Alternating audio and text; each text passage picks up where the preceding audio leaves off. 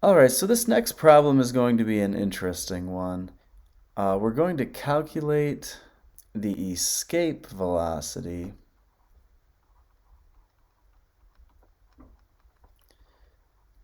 for an object on Earth's surface.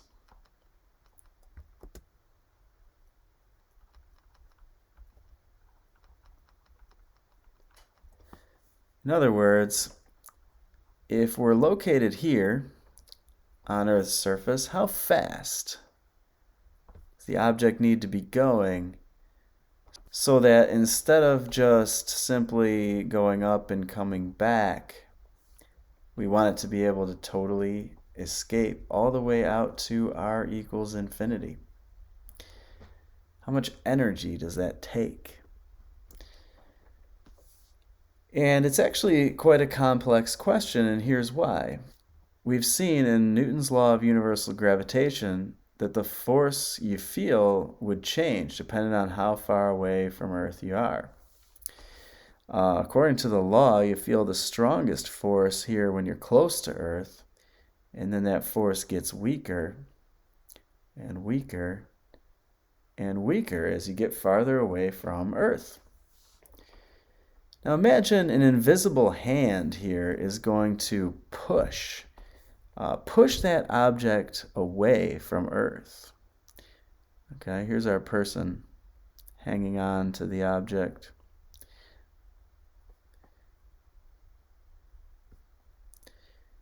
What magnitude of push does the person have to exert in order to move the object with constant speed away from Earth? Well, we've seen in the past that what they would have to do is they would have to push with an equal and opposite force to the force of gravity.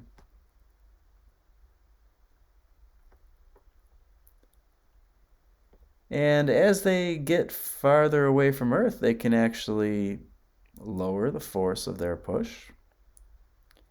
And in theory, the object, if it had some initial velocity, could just continue to go all the way out to infinity.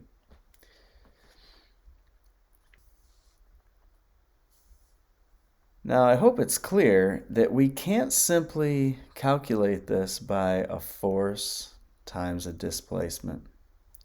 That will not work here because the force is changing all the time. So we're going to have to use a different approach. Luckily, an analysis of energy can allow us to solve this problem.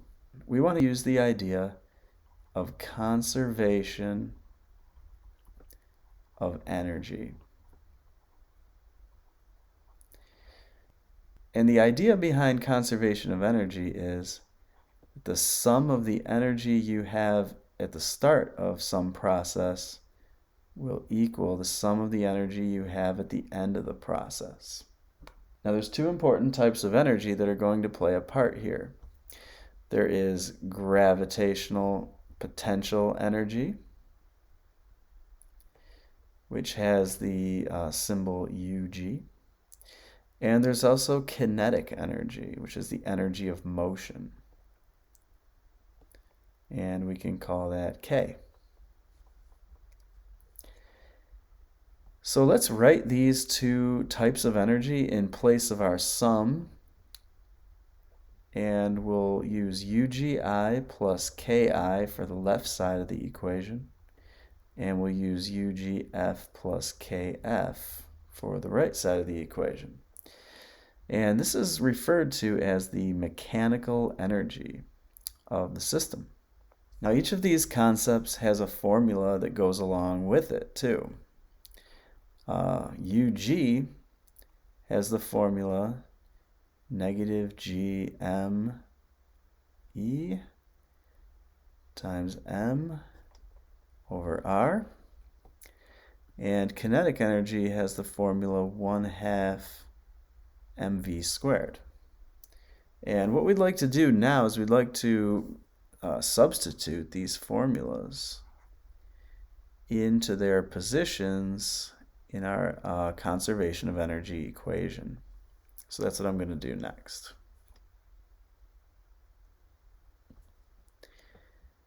we'll have negative g times the mass of Earth times the mass of the object that's escaping Earth divided by r. We'll have 1/2 mv squared.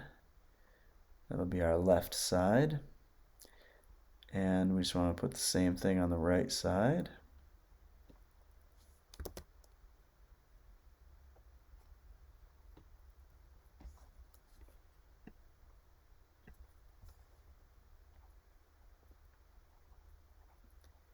And now we just have to be a little more specific about our notation. Here we're talking about the initial distance from Earth. Also, we're talking about the initial speed that the object has. On the right side here, we're talking about the final distance from Earth and then the final speed that the object has as well. All right, so now one of the things that we'd like to do is we want to reason out, can we answer what some of these quantities might be just right off the bat to make the problem a little easier? So remember that this is going to be the start of our launch. And when we get out to infinity, that's the goal, that's the end, that's the final state. Now here's a question. How fast do we have to be going at the end of all this? We want our object to escape. We want it to get out to infinity. Now all it has to do is get there. It doesn't have to do anything more.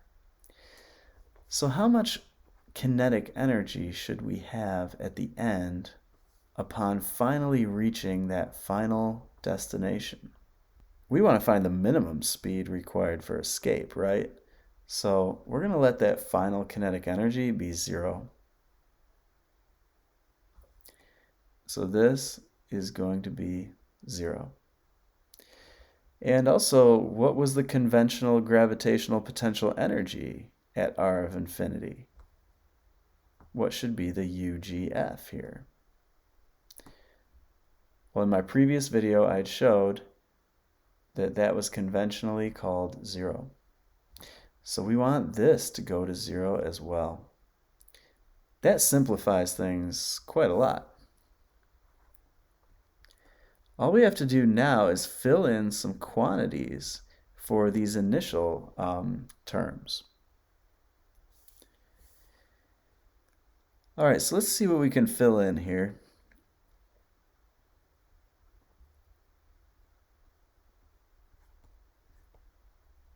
I'll put in G.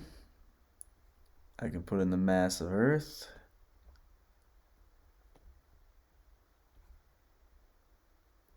I'll leave the other mass of the object that's escaping as just m for now.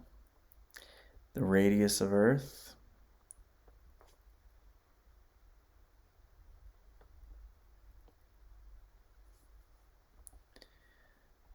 All right, now let's put in something for the kinetic energy here, if we can. Now when it comes to the kinetic energy, we can't really fill in any of these variables right now. Can we solve this equation? Well, at first you might think there's 2 variables, so you can't solve it, but actually you can, because the m here can be divided into the 0. See, we would just divide all the terms by m, and then the m would go away.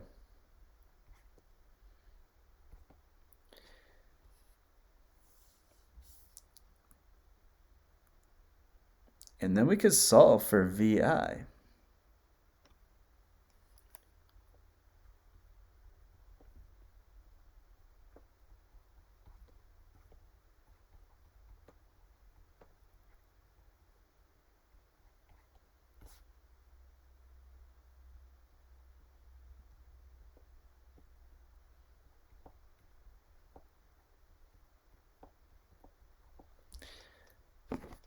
Solve it for VI.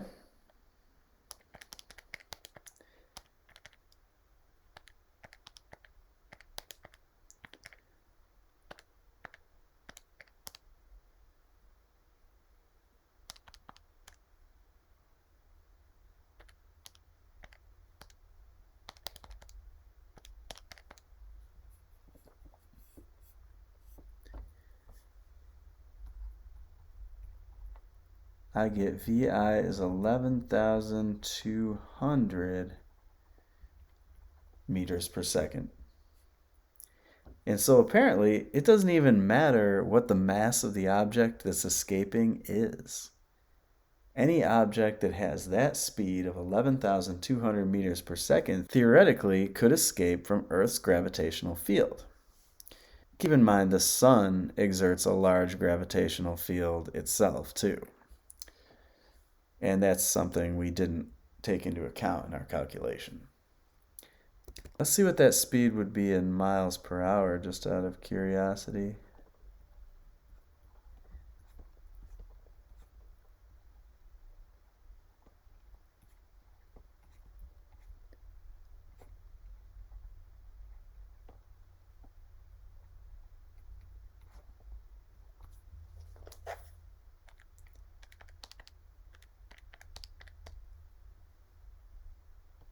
$25,000 miles per hour.